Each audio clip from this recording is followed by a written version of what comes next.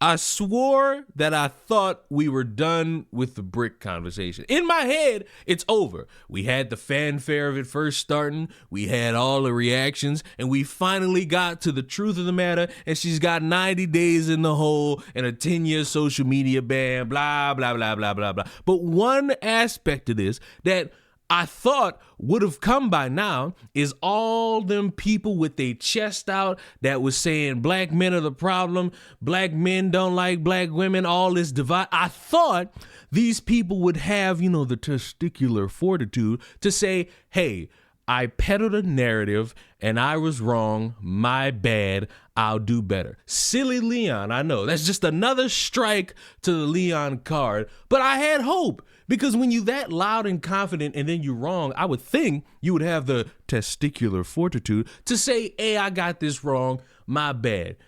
But this dude is trying his hardest to just stay away from the topic. He's really desperate to not respond to all the criticism he has gotten from people who follow him and even people who don't like him, because he, among with many others, but specifically Conscious Lee, was one of the loudest people defending the woman in making sure that there's a conversation about how black men don't stick up for black women, black men don't believe black women when they talk about stories against them, all of that.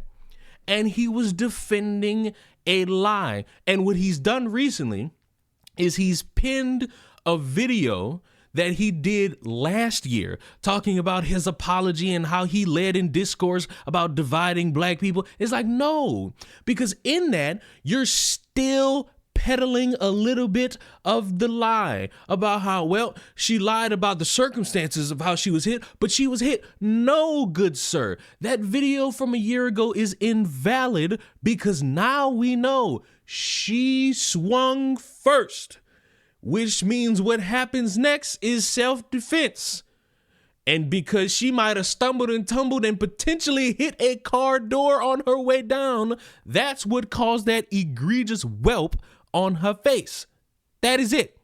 The lesson here should be to keep your hands to yourself. And conveniently, the story about, hey, I got hit upside my head with a brick because I didn't give my phone number out is also a lie. And all people want you to do is just address it like a man. That's really it. An apology. Are you going to apologize? What you're looking for is already happened last year and it's pinned in my TikTok. But I know bad faith actors when I see one. You don't care about an apology. You want... I care. I'm speaking for me. I can't really speak about anybody. I'm speaking for me. The reason why I harp on this idea of people who promote one thing being wrong and then apologizing is because of how much they've gained from the lie that they've pushed. Because we've seen time and time and time and time again, stories reach an apex. And then you got content creators, whether it be YouTubers, TikTokers, Twitter users, push the story. And then they get on debate panels. They get on seminars. They start talking in regards to this subject. They start talking about this subject more and more and more and more and more and more and more. And then they be wrong, and then they goalpost move. Or they say, oh, well, I addressed this last year. Or they say, oh, well, I have this excuse for this thing at this point in time. I get so sick of it because it's not that hard to just say, oops, in this example, I was wrong. You're not going to die. Like you're not going to die saying you're wrong. I know when it comes to talking about things online that a lot of people feel as though, oh, I am the pariah. But unfortunately, you're a human. You're going to get something wrong. I got you. We pop champagne bottles, these hoes be lying. And because I'm not giving y'all access to my page to be able to troll, y'all throwing temper tantrums. Y'all throwing hissy fits. It's a bunch of grown men celebrating a black woman being sentenced 90 days in jail. Stop. We have a problem. Listen to me and listen to me hard. And I did pause it. So maybe I end up being wrong about what is said next. The woman is in jail for lying about a situation that happened to her that could have gotten a black man arrested and put in jail, and for scamming a bunch of people out of what I believe to be $40,000+. Might you please might you please, when I unpause this, state all of that for the record, good sir. Celebrating a black woman being sentenced 90 days in jail, 10 years probation, 10 years off the internet, and paying $42,000 back. We ain't even gonna get into the constitutionality of harsh and unusual punishment because she got everything she deserved. That's how a lot of y'all feel. I live in Texas. I mean, we could have a conversation about the different types of punishments people have in terms of what they do and versus what they actually do, and how in some instances you got people because they got connections or because they got a little bit of power or because the justice system is corrupt. You got people who are getting off scot-free for things that they should be in jail for years for. Yes, we can have these conversations. There also needs to be a conversation about how people peddle narratives out the wazoo in thinking that those narratives will be standard for all of time when they're backing them off of a lie. Born and raised in the state. I know people that I got people in my family that got 10 years probation. They was on the run for 7 years and they got charged with vehicular assault. They got 10 years probation. No jail. That sounds like a corrupt justice system. Time. You feel me? So y'all hatred for this woman right here and being like, aha, look at her, I told you. Look at him, I told you. Y'all ignoring the harsh and unusual punishment or the extrajudicial of the system, of the sentences, and because, hey, you believe that's what it is. But anti-intellectualism make it where you're going to fight the way in which you're perpetuating the power of the system to over-sentence. You're doing the same thing. To over-sentence. This is what it is, man. You're using your little intellectualism to characterize the conversation in the way you want because you're mad that these people are on your ass hoping that you address something that's easy to address. You're doing the exact same thing you're criticizing other people do. You can acknowledge motherfucker did a crime and be like, the time don't fit the shit. You feel me? But because y'all want to engage in this unethical, these hoes be lying, and any nigga that believe these hoes be lying, fuck the niggas too. Listen, man, we come from different frameworks of value. We come from different frameworks, you know what I'm saying, and different value systems. I can agree with that. We all come from different sets of circumstances, different lifestyles, all of that. Here's my thing, though. When you sit there and you back a lie and then the lie is confirmed to be a lie, it don't really matter about where we all come from. That woman could have gotten somebody arrested for something he didn't do. The initial claim was he asked for the number. She said no. He hit her with a brick. If we stop right there, that's grounds for somebody to be in jail.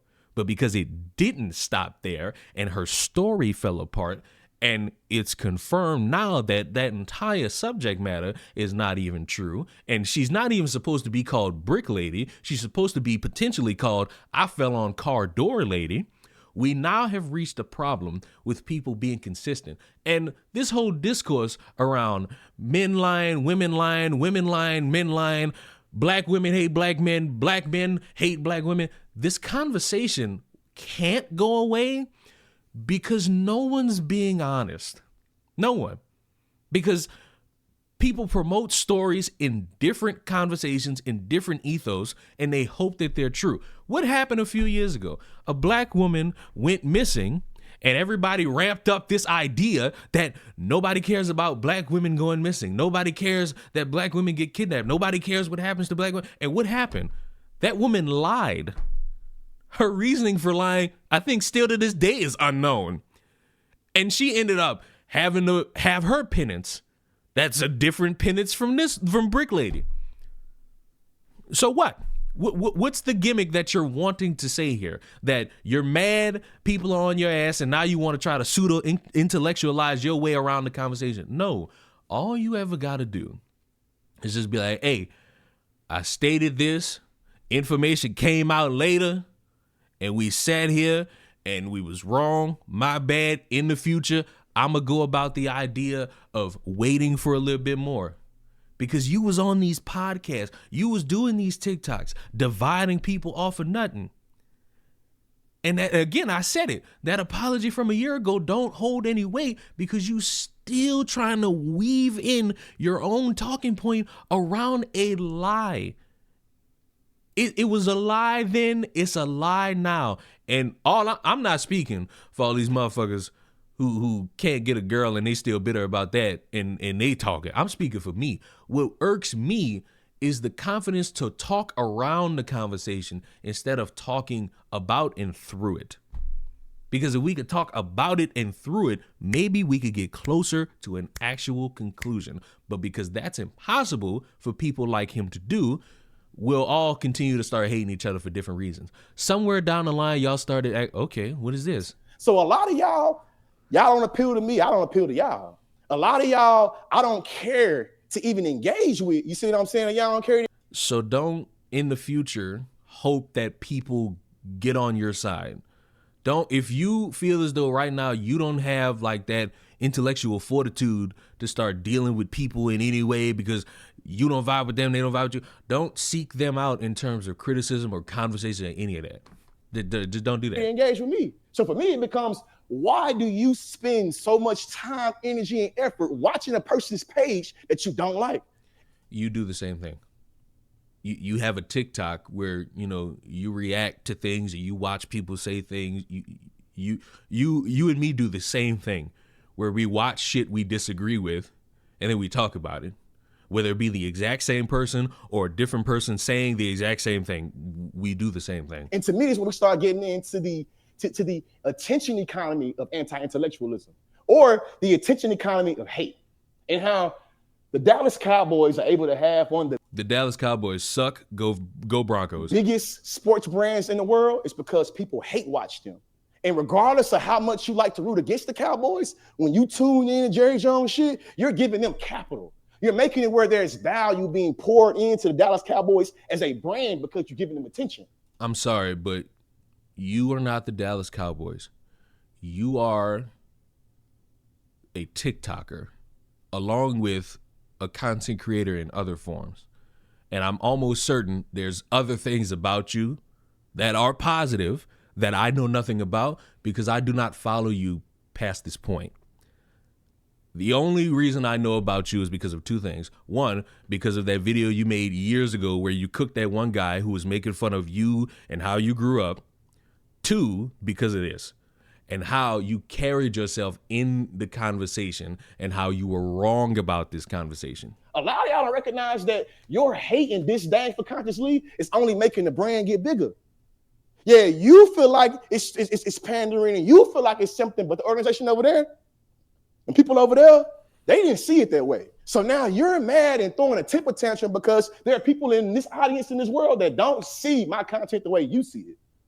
I think there's a better example than the Cowboys. I wonder if there was like a better example of what he's describing, that no matter how much people hate it, it ends up being like the thing.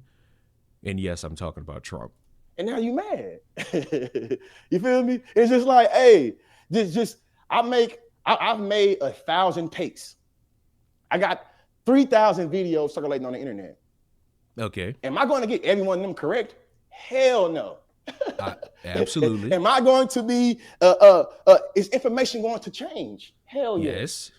What you have access to, does it change? Yes. As somebody that has a degree in African-American studies, a master's degree in human relations and adult education. Congratulations. I'm used to being around educators. And the educators in this community were able to disagree and were able to change a narrative or analysis when new information comes out. Somehow along the line, y'all start acting like white people.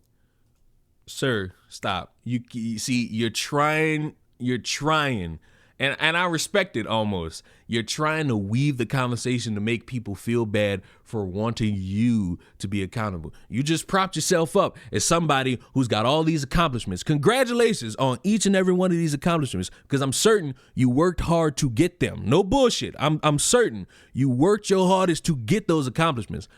But you cannot say all the right things in that moment and then decide to say, oh, somebody like me is acting like a white person.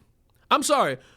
Throw them white people to the side, because not one white person is involved in this. I hate to break it to you. Not one white person holds any weight in this conversation, because it was a black woman and black dudes at the seat. Ain't not a piece of cream was anywhere in there. Not one lick of mayonnaise was there.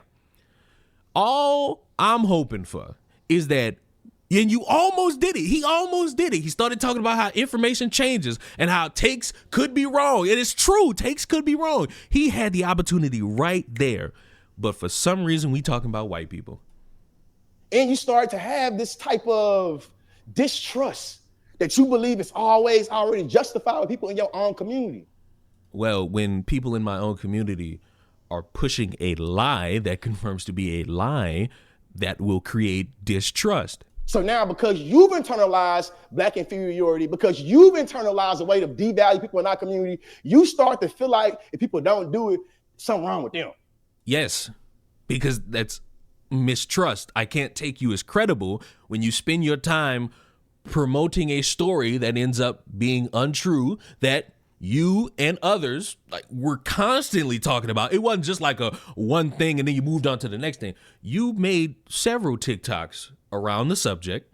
You criticized people who weren't defending Rhoda initially. You were on podcasts defending Rhoda. It wasn't just like a one take out of there. You kept talking about it and you were wrong, like in every aspect. Honestly, everybody was wrong because, again, it wasn't a brick. It was a car door, maybe. So it's like, you can't turn this into, oh, well, now people are going to start invalidating other stories. Here's the thing. I've said it before. I'll say it again. There are real stories of women being assaulted, women being kidnapped, women being beaten. Those are real. The problem, they don't get as much traction. They might, on like the rarest occasion, they might. But I've seen too many times a fake story, a story riddled with lies, be propped up the furthest for everybody's attention span. And then it's, for some reason, when you hear the story and then you have something in it that don't make sense and you point that out, apparently you a hater. Apparently you the one that don't want to see people be safe. You the one that want to see them kidnapped and beaten, all that. It's like, wait a minute, I'm just noticing one key part of this that don't make a lick of sense, and I'm saying that don't make sense. And then when it comes out that the whole story is a lie, all these same people who was like, anti-black, you anti-black, you anti-black, now they want to have conversations about how, oh, you don't trust what we putting out there. No, I'm not going to trust that. Because you just lied to me. Nah, something wrong with you. Something is wrong with you. Something is wrong with you if you believe this instance of this woman lying means that there is not a reality of women saying, hey, man, this lame ass nigga tried to come holler at me. I said no. Instead of. And the sick part is, what did I just say 10 seconds ago? There are real stories like this.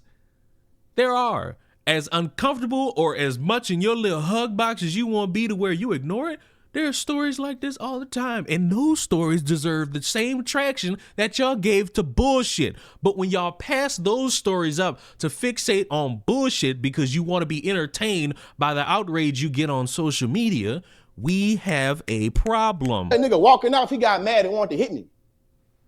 I got 9 sisters. I came into this intellectual shit being around a bunch of women. Y'all like pointing out, you feel, but you're not gonna be in the debate though. What I know is that it is very common for a woman to think about and a woman to deal with.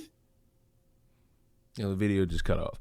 But here's my thing. You can talk about your sisters and you can talk about how women feel unsafe. That is true. These are true things because they got men out there who are not safe to be around, and that's a reason why women should choose the bear. But on a serious note, you can't deflect the conversation into, because I told y'all this was going to happen. People were going to deflect the conversation to, well, they still got women out there who actually go through this. And yes, I am not going to deny that. I am not about to sit here and say all women are making up stories. It's not going to happen. What I'm going to say is clear cut for anybody to understand. The stories that are actually true and 100% real don't get the same level of traction from people like this as they would in any other subject matter.